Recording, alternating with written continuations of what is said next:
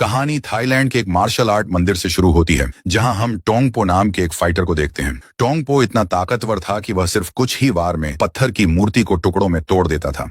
जो भी उससे लड़ने की चुनौती देता, टोंग उसे रिंग में बेरहमी से मार देता था। लोग उसकी ताकत के लिए उसकी तारीफ करते थे और सभी का मानना था कि थाईलैंड में टोंग पो से ताकतवर कोई नहीं है और उसे कोई हरा नहीं सकता। पुलिस ने कई बार टोंग पो को उसके क्रूर झगड़ों और हत्याओं के लिए गिरफ्तार करने की कोशिश की, लेकिन हर बार वह कानून की गिरफ्त से बच निकलता था। इसके बाद हमें थाईलैंड के पहाड़ों में एक प्राचीन मार्शल आर्ट मंदिर दिखाया जाता है, जहां केवल सबसे ताकतवर फाइटरों को ही मार्शल आर्ट सीखने का मौका मिलता था। यहाँ हम कर्ट नाम के एक आदमी को देखते हैं जो मार्शल आर्ट सीखने के लिए थाईलैंड आया था। वह यहाँ महान फाइटर टोंग पो को ढूंढ रहा था और वह सिर्फ उसी से मार्शल आर्ट सीखना चाहता था। कर्ट के लिए टोंग पो तक पहुंचना भी एक बड़ी चुनौती थी। उससे मिलने से पहले कर्ट को उसके शिष्य कावी से लड़ना पड़ा। कावी नशे में था, लेकिन उसकी ताकत और रफ्तार किसी भी आम फाइटर से कहीं ज्यादा थी। कुछ ही पलों में उसने कर्ट को इतनी जोर से मारा कि कर्ट समझ गया कि वह सही जगह पर आया है। लेकिन यह तो बस शुरुआत थी। उसका अगला प्रतिद्वंदी स्ट्रोम था, जो अपनी तेज रफ्तार और आक्रामक किक्स के लिए मशहूर था। किसी तरह कर्ट ने खुद को संभाला और साबित किया कि वह कमजोर नहीं है। अपने हौसले के दम पर वह मंदिर में दाखिल हो गया, लेकिन टोंग पो से ट्रेनिंग पाने के लिए उसे अभी लंबा सफर तय करना था। 3 दिन की कड़ी मेहनत और कठिन अभ्यास के बाद आखिरकार टोंग पो सामने आया। वह एक हैवीवेट और ताकतवर फाइटर था।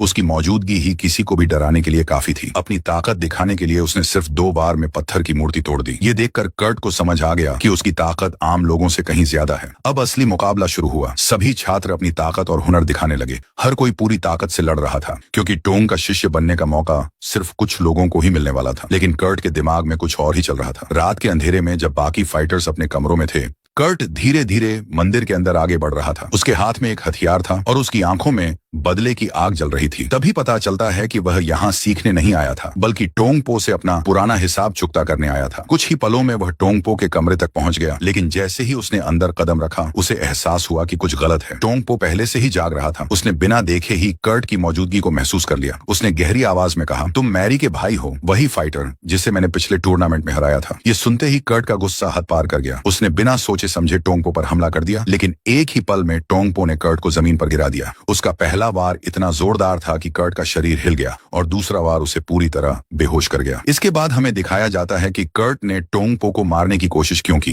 कर्ट और उसका बड़ा भाई एरिक अमेरिकन कराटे और मार्शल आर्ट्स चैंपियनशिप में हिस्सा लेते थे। कर्ट, जो अभी ट्रेनिंग में था, हमेशा अपने भाई से प्रेरित रहता था और उसके जैसा बनना चाहता था। जल्द ही एरिक ने वर्ल्ड कराटे चैंपियनशिप जीत ली, लेकिन जीतने के बाद भी वह खुश नहीं था। वह हमेशा नए चैलेंज और नए विरोधियों की तलाश में रहता था। एक दिन मैच खत्म होने के बाद मार्सिया नाम की एक महिला एरिक से मिलने आई। वह एरिक को उसकी जीत की बधाई देती है और कहती है कि तुम सच में एक बहुत ताकतवर फाइटर हो। मार्सिया कहती है कि अगर वह अपनी ताकत का सही जगह इस्तेमाल करे तो वह बहुत पैसा कमा सकता है। वह चाहती थी कि एरिक थाईलैंड में मुए थाई फाइटिंग में हिस्सा ले। मार्सिया एरिक को एडवांस में $1 लाख देती है और उसे बताती है कि यह कोई सामान्य मैच नहीं होगा। यहाँ कोई नियम नहीं होंगे, कोई रेफरी नहीं होगा। जो अंत तक बचेगा वही विजेता होगा। कर्ट को यह ऑफर बिल्कुल पसंद नहीं आता और वह अपने भाई से कहता है कि वह पैसे वापस कर दे। कर्ट जानता था कि अगर कोई नियम नहीं होंगे तो एरिक की जान भी जा सकती है, लेकिन एरिक को यह एक सुनहरा मौका लगता है। वह गरीबी से उठा था और अब पैसा और नाम कमाना चाहता था। दोनों भाइयों के बीच जोरदार बहस होती है, लेकिन एरिक किसी की नहीं सुनता और अकेले ही थाईलैंड के लिए निकल जाता है। कुछ हफ्तों बाद कर्ट को एक निमंत्रण मिलता है। एरिक बताता है कि वह जल्द ही थाईलैंड के सबसे बड़े फाइटर्स में से एक से लड़ने वाला है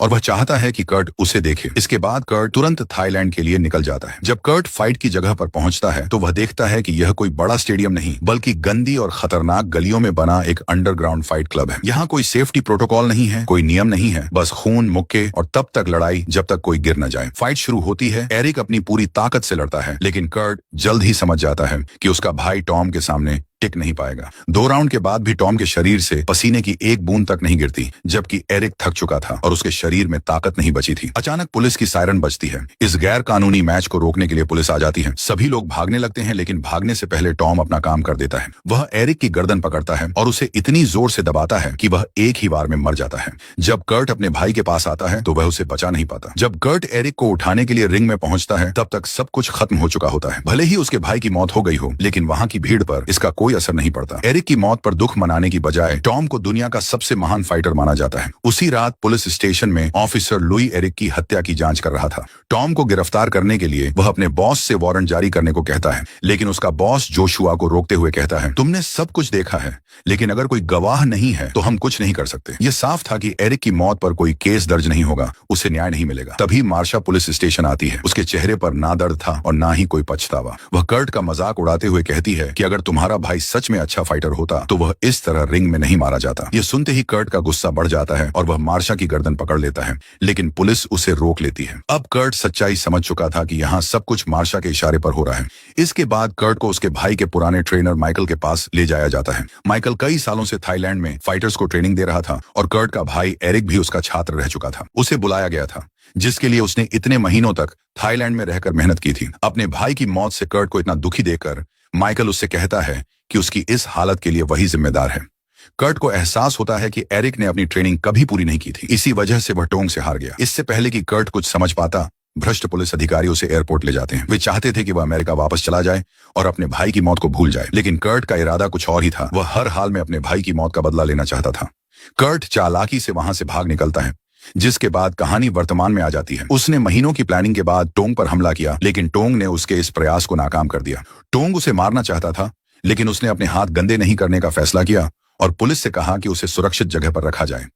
जैसे ही पुलिस उसे गिरफ्तार करती है, ऑफिसर लुई वहां आ जाता है और उसे बचा लेता है। लुई, जो पहले से ही इस केस में दिलचस्पी ले रहा था, कर्ट को एक ऐसी जगह ले जाने लगता है जहां उसे कोई नुकसान न पहुंच सके। लेकिन थोड़ी दूर जाने के बाद उनका रास्ता अचानक रुक जाता है। लुई को शक हो जाता है और तभी चारों तरफ से हथियारबंद लोग उन्हें घेर लेते हैं। टोंग ने इन लोगों को कर्ट को मारने के लिए भेजा था, लेकिन कर्ट भी कोई आम इंसान नहीं था। उसने समझदारी और तेजी से खुद को बचाया और वहां से निकलने में सफल हो गया।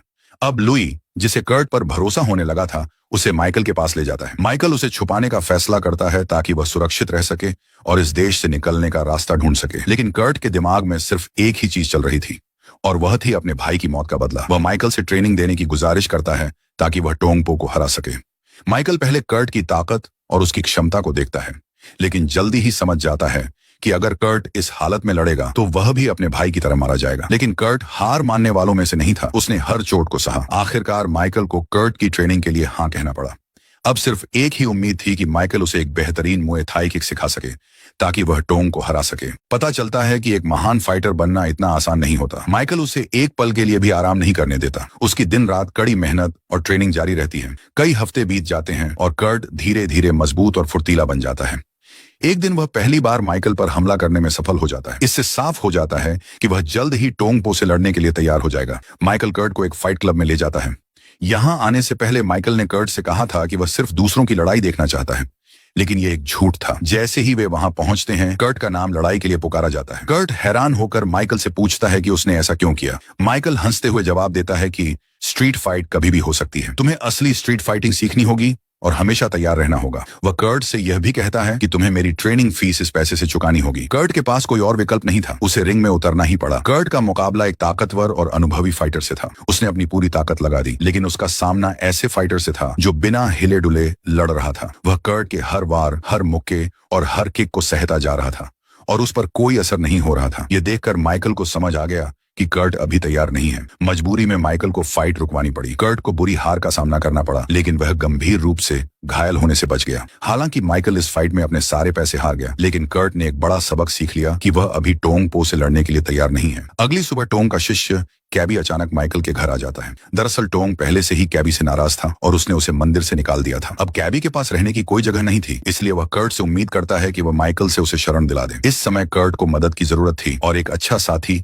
उसके लिए फायदेमंद हो सकता था। माइकल भी यह समझ जाता है और कैबी को अपने साथ रखने का फैसला करता है। दोनों साथ में ट्रेनिंग करते हैं और उनका एक ही लक्ष्य था, टोंग पो के सबसे ताकतवर होने के घमंड को तोड़ना। माइकल कर्ट को मुए थाई की खास तकनीक सिखाता है। उसकी सबसे कठिन ट्रेनिंग में वह दिन रात नारियल तोड़ने की प्रैक्टिस करता रहता है, लेकिन वह हार नहीं मानता। वह लगातार अभ्यास करता रहता है जब तक कि वह बिना किसी परेशानी के नारियल तोड़ने में सक्षम नहीं हो जाता। अब कर्ट को लगता है कि वह टोंग पो से बदला लेने के लिए तैयार है। अपने गुरु के मना करने के बावजूद कर्ट आधी रात को टोंग पो के मंदिर पहुंच जाता है। वह सीधे टोंग को चुनौती देने आया था। वहां उसका सामना स्ट्रोम से होता है, जो पहले कर्ट के लिए एक खतरा था, लेकिन अब कर्ट बहुत ताकतवर हो चुका था। वह स्ट्रोम को हराने में ज्यादा समय नहीं लगाता। इसके बाद वह टोंग के सबसे खतरनाक शिष्यों को भी हरा देता है। अब टोंग के पास कोई और विकल्प नहीं बचता। वह कर्ट की चुनौती स्वीकार कर लेता है, लेकिन एक शर्त पर कि लड़ाई अंडरग्राउंड स्टेडियम में होगी, जहां टोंग कर्ट की हार या मौत से बहुत पैसा कमा सकता है। इसी बीच लुई, जो मंदिर में एक सीक्रेट माइक छुपाकर आई थी, उसे इस पूरी योजना के बारे में पता चल जाता है। उसे पता चलता है कि इस फाइट का आयोजन मार्शा कर रही है। उसे रंगे हाथों पकड़ने का यह एक बहुत अच्छा मौका था। अब लुई मार्शा को गिरफ्तार करने की योजना बनाती है, लेकिन मार्शा ने पहले ही उसके लिए जाल बिछा रखा था। उसका बॉस, जो मार्शा के लिए काम करता था, लुई को गलत लोकेशन दे देता है। जब लुई वहां पहुंचती है तो उस पर हथियारबंद लोग हमला कर देते हैं। किसी तरह लुई और उसके साथी वहां से बचकर निकल आते हैं, लेकिन अब उसे समझ आ जाता है कि पुलिस विभाग में कई गद्दार हैं।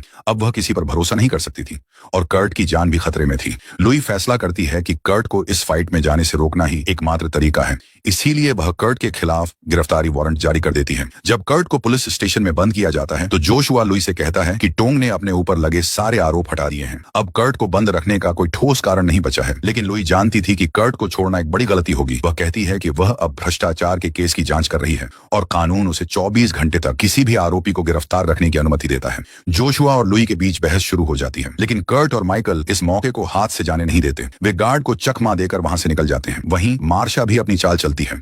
वह अपने लोगों को कर्ट को ढूंढ कर लाने के लिए भेजती है, लेकिन इससे पहले कि वे उसे ढूंढ पाते, कर्ट खुद फाइट के लिए पहुंच जाता है। उसने तय कर लिया था कि अब यह लड़ाई खत्म करके ही रहेगा, कि वह अपने भाई के कातिल से बदला लेकर रहेगा। जब कर्ट उसके सामने आता है तो टॉम उसे धमकी देता है कि वह भी अपने भाई की तरह मारा जाएगा, लेकिन उससे पहले वह उसे बेबस महसूस कराएगा, क्योंकि उसने उसे मारने के लिए हथियार का इस्तेमाल किया था। लड़ाई शुरू होती है। पहला राउंड सिर्फ हाथों की फाइट होती है, लेकिन जैसे जैसे मैच आगे बढ़ता है, हथियारों का इस्तेमाल शुरू हो जाता है। शुरुआत में कर्ट पूरी तरह आत्मविश्वास से भरा हुआ था, लेकिन जैसे ही वह टॉम पर हमला करता है, उसे महसूस होता है कि उसके हर वार टॉम के लिए बस हल्के थप्पड़ जैसे हैं। टॉम उसके हर हमले को अपने नंगे हाथों से रोक देता है और कर्ट का खून बहने लगता है। वह चाहता तो एक ही पल में उसे मार सकता था, लेकिन उसे पता था कि इस फाइट में कर्ट को ज्यादा तकलीफ देकर वह ज्यादा पैसा कमा सकता है। दूसरे राउंड में दोनों के हाथों में कांच के टुकड़े लगा दिए जाते हैं, जिससे यह लड़ाई और भी खतरनाक हो जाती है। सबसे पहले कर्ट पर कांच लगे हाथों से वार किया जाता है और उसका चेहरा खून से भर जाता है, लेकिन कर्ट हार नहीं मानता और किसी तरह टॉम पर पलटवार करता है। उसका हमला गुस्से से भरे टॉम को और ज्यादा आक्रामक बना देता है और वह कर्ट को बुरी तरह पीटता है। वह उसे मार ही देता, लेकिन मार्शा उसे इशारे से थोड़ी देर रुकने को कहती है, क्योंकि उसके लिए इतनी जल्दी मर जाना एक नुकसान का सौदा था। कुछ समय के लिए टॉम उस पर हमला रोक देता है। तीसरे राउंड में दोनों को तलवारें दी जाती हैं और अब यह लड़ाई और भी खतरनाक हो जाती है। टॉम कर्ट को उसी तरह दबाता है जैसे उसने उसके भाई को दबाया था। तभी मार्शा इशारा करती है कि सभी ने अपनी अपनी बाजियां लगा दी हैं, अब समय आ गया है कि कर्ट को उसके भाई के पास भेज दिया जाए। उसी वक्त पुलिस वहां पहुंच जाती है और दरवाजा बंद होते ही अंदर घुस जाती है। वे सभी को हथियारों के साथ घेर लेते हैं। लुई मार्शा को गिरफ्तार कर लेती है, लेकिन पकड़े जाने के बाद भी मार्शा के चेहरे पर डर नहीं बल्कि घमंड होता है, क्योंकि उसे पता था कि वह जल्द ही छूट जाएगी। लुई फाइट रोकने को कहती है, लेकिन कर्ट उससे गुजारिश करता है कि फाइट न रोकी जाए। यह उसके लिए अपने भाई की मौत का बदला लेने का आखिरी मौका था। इसके बाद लुई चुपचाप पीछे हट जाती है। तीसरा और आखिरी राउंड शुरू होता है। इस बार मुकाबला और भी खतरनाक था। दोनों को डबल तलवारें दी जाती हैं, मतलब इस लड़ाई में सिर्फ एक ही जिंदा बचेगा। चारों तलवारों की टकराहट शुरू होती है। कर्ट पूरी ताकत के साथ लड़ रहा था, लेकिन टोंग के हमले बहुत तेज और खतरनाक थे। कुछ ही समय में टोंग कर्ट को उसी तरह पकड़ लेता है जैसे उसने उसके भाई को पकड़ा था। कर्ट मरने ही वाला था, लेकिन तभी उसे अपने भाई की हार और माइकल की सिखाई हुई फाइटिंग तकनीक याद आती है। कर्ट एक खास मूव का इस्तेमाल करता है और खुद को टोंग की पकड़ से छुड़ा लेता है। इसके बाद बिना रुके वह टोंग पर मास्टर किक से हमला करता है। टोंग बुरी तरह घायल हो जाता है, लेकिन कर्ट रुकता नहीं। वह लगातार हमला करता रहता है और टोंग कमजोर पड़ने लगता है। टोंग दीवार में फंसी हुई तलवार निकालकर कर्ट को मारने की कोशिश करता है, लेकिन यही उसकी सबसे बड़ी गलती बन जाती है। कर्ट के हाथों में कांच बंधा हुआ था और वह पूरी ताकत से टोंग की गर्दन पर वार करता है। वह तब तक हमला करता रहता है जब तक उसकी गर्दन फट नहीं जाती। जल्द ही टोंग का इतना खून बह जाता है कि वह बेहोश होकर मर जाता है। कर्ट का बदला पूरा हो चुका था। यहीं पर यह लड़ाई खत्म होती है। कर्ट और लुई साथ में अमेरिका जाने का फैसला करते हैं, जहां वे अपनी नई जिंदगी शुरू करेंगे। वहीं माइकल भी अकेला नहीं था। उसने अपनी सारी बचत टोंग पो के खिलाफ दांव पर लगा दी थी और उसकी हार के साथ ही उसे अपनी जिंदगी की सबसे बड़ी जीत मिलती है। इसी के साथ ये कहानी यहीं खत्म होती है। हमें उम्मीद है कि आपको ये वीडियो पसंद आई होगी। अगर आप हमारे चैनल पर नए हैं तो चैनल को सब्सक्राइब जरूर करें और बेल आइकन दबाना न भूलें, ताकि जब भी हम नई वीडियो लेकर आएं उसकी नोटिफिकेशन आपको सबसे पहले